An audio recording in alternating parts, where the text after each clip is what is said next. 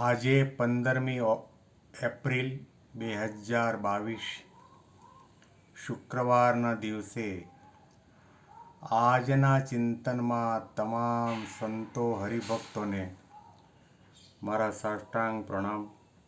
જય સ્વામિનારાયણ. આજનું ચિંતન: હવે તો ભગવાનની મરજી એ જ આપણું પ્રારબ્ધ છે.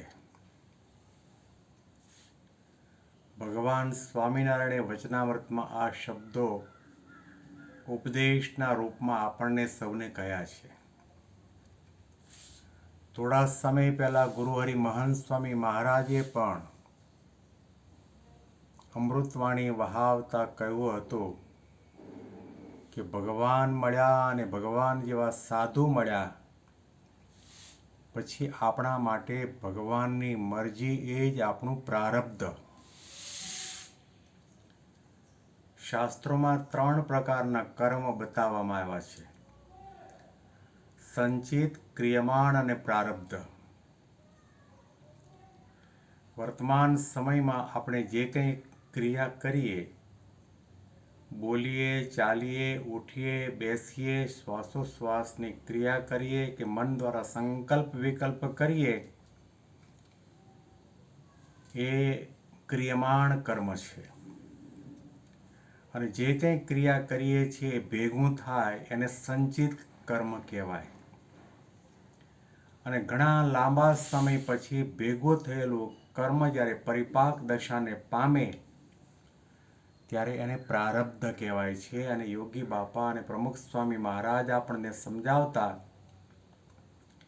કે આપણને જે આ પાંચ ભૌતિક શરીર મળ્યું છે તે પ્રારબ્ધનું છે. આપણું પ્રારબ્ધ પૂરું થાય એટલે દેહ પડી જાય છે. હવે આપણે જે ચિંતન કરીએ છીએ કે ભગવાનની મરજી એ આપણું પ્રારબ્ધ, એની અંદર ગર્ભિત અને માર્મિક અર્થો એવા સમાયેલા છે કે જ્યારે તમે ભગવાન અને સંતની શરણાગતિ સ્વીકારી, એને પોતાના ઈષ્ટદેવ માન્યા, ગુરુહરિ માન્યા, ત્યારે તમારે એમની સત્તાનો સ્વીકાર કરવો રહ્યો, એમની મરજી, એમની રુચિ, અભિપ્રાય અને સિદ્ધાંતનો સ્વીકાર કરવો રહ્યો. ત્યારે તમે શરણાગત જીવ કહેવાઓ, ભક્ત કહેવાઓ, સાધુ અને સત્સંગી કહેવાઓ. આપણને આ દેહ મળ્યું છે, પ્રારબ્ધનું શરીર છે. ભગવાનની મરજી પ્રમાણે દેહને વર્તાવીએ, એનો માર્મિક અર્થ એ છે. ભગવાનની મરજી એ આપણું પ્રારબ્ધ. ભગવાન આપણને સુખ આપે તો સુખ ભોગવી લેવું અને દુઃખ આપે તો દુઃખ સહન કરી લેવું. પરંતુ સંત અને ભગવંતનો ક્યારેય પણ મનમાં મનુષ્ય ભાવ ન લાવવો, શંકા કુશંકા ન કરવી કે મારા ઈષ્ટદેવે, મારા ગુરુહરિએ મારા માટે આવું કષ્ટ કેમ આપ્યું. એમની મરજી એ આપણું પ્રારબ્ધ છે. જે ભગવાનના શરણે નથી ગયા, ભગવાનને નિરાકાર માને છે અથવા તો ભગવાનમાં માનતા જ નથી અને ભગવાનના આદેશ પ્રમાણે જીવન જીવતા નથી, એવા દુનિયાના લાખો, કરોડો, અબજો અને અનંત જીવાત્મા પોતપોતાના કર્મનું ફળ ભોગવે છે. પરંતુ મહારાજે કહ્યું કે જ્યારે જીવાત્મા ભગવાન અને ભગવાનના પ્રગટ સ્વરૂપની શરણાગતિ સ્વીકારે છે, એનો થઈને રહે છે અને મહિમા સહિત અને જ્ઞાને સહિત એ સ્વરૂપની નિષ્ઠા દ્રઢ કરે છે, ત્યાર પછી એના માથેથી કાળ, કર્મ, માયા બધું ગયું. ભવસાગર તરી ગયો. કદાચ વાસના હશે તો મહારાજે કહ્યું કે ભગવાન પોતે એને બદ્રિકાશ્રમમાં મોકલાવશે અથવા તો શરીરમાં રોગ પ્રેરીને એની વાસના નિર્મૂળ કરીને, પરિશુદ્ધ કરીને ભગવાનના ધામમાં લઈ જશે. પરંતુ પાપી, નીચ અને અધમ જીવની માફક એને લક્ષ 84માં જવું નહીં પડે. ભગવાનની મરજી એ આપણું પ્રારબ્ધ. એટલે ભગવાનની મરજી સામે આપણે નજર રાખવાનો સંકેત છે. ભગવાન સ્વામિનારાયણની શું મરજી છે? જેને આપણે ભગવાનનું હરતું ફરતું પ્રગટ અને પ્રત્યક્ષ સ્વરૂપ સમજીએ છીએ, એની મરજી, રુચિ અને અભિપ્રાય શું છે, એને નજર સામે રાખીને એ પ્રમાણે બોલીએ, ચાલીએ, સાંભળીએ, વર્તીએ અને વિચારીએ અને એવી રીતે સત્સંગ, સેવા, ભક્તિ કરીએ તો સમજવો કે આપણે ભગવાનની મરજીને આપણું પ્રારબ્ધ માન્યું છે.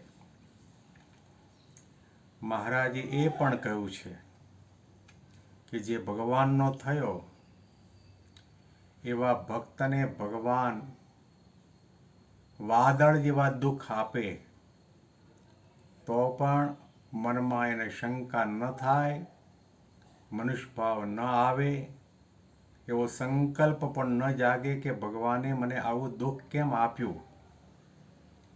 એમાં એમ સમજે કે આમાં પણ ભગવાનની મરજી હશે. જય થાય, પરાજય થાય, સુખ આવે કે દુઃખ આવે, માન સન્માન થાય કે અપમાન થાય, ગાદી બાજુમાં ચરણકમળમાં બેસવાનું મળે કે વિમુખ કરવામાં આવે તો પણ મનમાં એવી પ્રકારની દ્રઢતા બની રહે કે આમાં મારું ભલું થવાનું છે, આ મારું પ્રારબ્ધ છે. કારણ કે ભગવાનની મરજીને ભગવાન સિવાય પ્રકૃતિ પુરુષ સુધી કોઈની તાકાત નથી કે મારો વાંકો વાળ કરી શકે.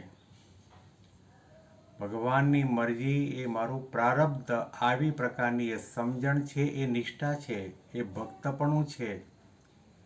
ભગવાનનો મહિમા સમજાનું આ લક્ષણ છે.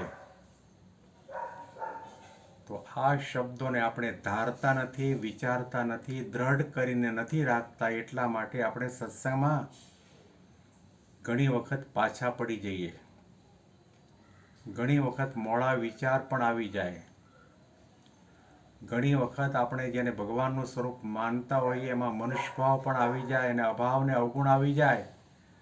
અને કેટલાક લોકો તો એવા પ્રગટ પ્રભુનો દ્રોહ કરીને સત્સંગ મૂકીને ચાલ્યા પણ જતા હોય છે. માટે નિષ્કુળાનંદ સ્વામીએ જે શબ્દો મહારાજના કહેલા લખ્યા છે એને નજર સામે રાખવાની જરૂર છે.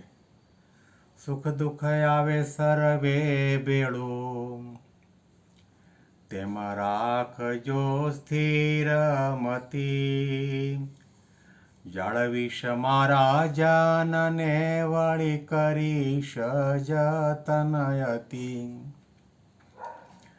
એમ કરતા પંડ પડશે તો આગળ સુખ છે અતિ ઘણું, વ્રત ટેકજો ટાળશો તો ભોગવશો સૌ તણું, નહીં તો તમે ન ચિંતરેજો, કરવું તમારે કાંઈ નથી, જે મળ્યા છે તમને તે પાર છે અક્ષરથી.